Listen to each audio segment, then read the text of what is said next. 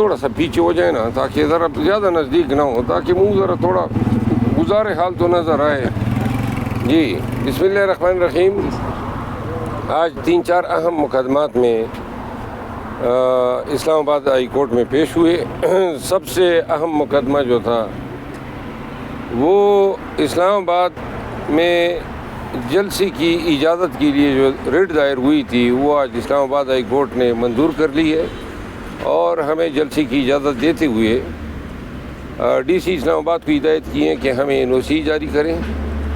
تو لہٰذا 6 اپریل کو رات 10 بجے ہمارا جلسہ ہوگا، اور ابھی تک ڈی سی نے گراؤنڈ کی نشاندہی نہیں کی ہے کہ کس گراؤنڈ میں ان کا NOC ہوگا، لیکن 2 ایام میں وہ پابند ہیں کہ وہ NOC بھی جاری کریں اور اس میں مینشن کریں. کبھی امکان یہ ہے کہ پریڈ گراؤنڈ میں ہوگا. بہرحال جلسہ ہے 6 تاریخ کو ہے اور پریڈ گراؤنڈ میں ہے، لیکن صرف اتنا 2 دن میں دیکھنا ہوگا کہ ڈی سی صاحب اس میں گراؤنڈ کا ذکر کر دیں. دوسرا جو اہم مقدمہ تھا وہ میں نے دائر کیا تھا، چونکہ زندگی کو خطرات لاکھ ہے. میں نے کہا تھا کہ ریاست کی ذمہ داری ہے کہ ہمیں سیکیورٹی دے. آئے دن لوگ گھروں میں گھستے ہیں، نقاب پوش ہوتے ہیں اور نامعلوم لوگ ہوتے ہیں، اغوا کی اٹیمپٹس ہوتی ہیں. تو ریاست سے میں نے کہا کہ جی ان کی ذمہ داری ہے کہ ہمیں یہ سیکیورٹی دے.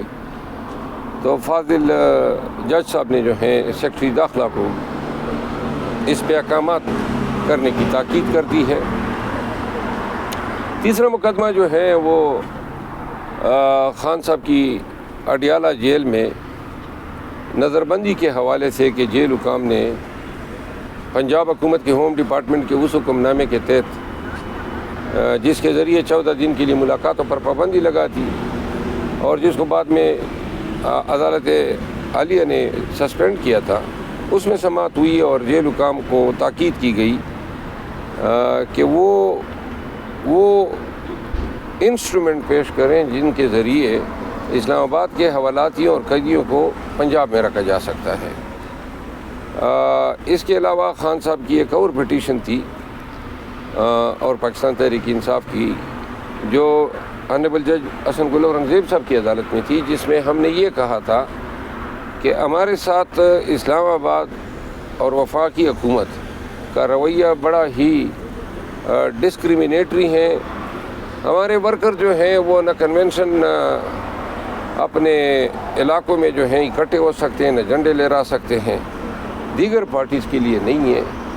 اس میں ہم نے وفاق کو پارٹی بنایا تھا، وہ بھی آج کورٹ نے الاؤ کر دی ہیں اور ہدایت کی وفاقی حکومت کو کہ پاکستان تحریک انصاف کے ساتھ سیاسی ایکٹیویٹیز میں کوئی تفریق نہیں کی جائے گی. جو بنیادی حقوق ہے وہ کلم کلا پارٹی ان کا ایکسرسائز کرے گی. تو الحمدللہ اس سے ہمیں اسلام آباد کے چھوٹے چھوٹے علاقے میں یا پیریفری میں جانے، وہاں پہ 6 اپریل کے لیے جو جلسہ ہے لوگوں کو انوائٹ کرنے، یہ اب تکالیف نہیں ہوگی کہ انتظامیہ روڈیں اٹکائے گی. تو یہ آج کی روزات تھی جو میں نے آپ کو گوش گزار. اچھا سر، یہ بتائیں کہ اسلام آباد ہائی کورٹ کے ججز کی جانب سے خط ایک سامنے آیا ہے، اس حوالے سے PTI کا کیا موقف ہوگا، آپ کا کیا موقف؟ پاکستان تحریک انصاف سمجھتی ہیں کہ یہ آنریبل جج صاحبان نے 2 چیزوں پہ مہر ثبت کر دی ہے. نمبر 1 کہ ملک میں قانون کی حکمرانی اور عدلیہ کی آزادی جو ہے وہ سلب کرنے کی کوششیں ہوئی ہیں اور کہیں پہ سلب کی جا چکی ہیں. مرضی کے بینچ بنوائے جاتے ہیں، مرضی کے فیصلے کروائے جاتے ہیں، اور اس پہ جو ہے انٹیلیجنس ادارے جو ہیں وہ ججز کو ہراساں کر رہی ہیں، ان کے گھروں میں انسٹرومنٹس لگا رہی ہے. لہٰذا پاکستان تحریک انصاف پاکستان کی تاریخ میں اس سے بڑی سنگین الزام تراشی کبھی نہیں ہوئی ہے. عدلیہ کی جانب سے اور تمام 6 محترم جج صاحبان نے اپنی رودات دی ہیں. ایک جج صاحب کا بہنوئی اغوا ہوتا ہے، دوسرے جج صاحب کے گھر میں کیمرے نکل آتے ہیں، اور ہر جج صاحب کو یہ مسئلے درپیش ہیں. جب ہائی کورٹ کے جج صاحب جن کے پاس ہم آتے ہیں بنیادی حقوق کے تحفظ کے لیے، جب وہ خود انصاف کے لیے دہائی دے رہے ہیں تو یہ اس نظام کے منہ پہ تماچا ہے۔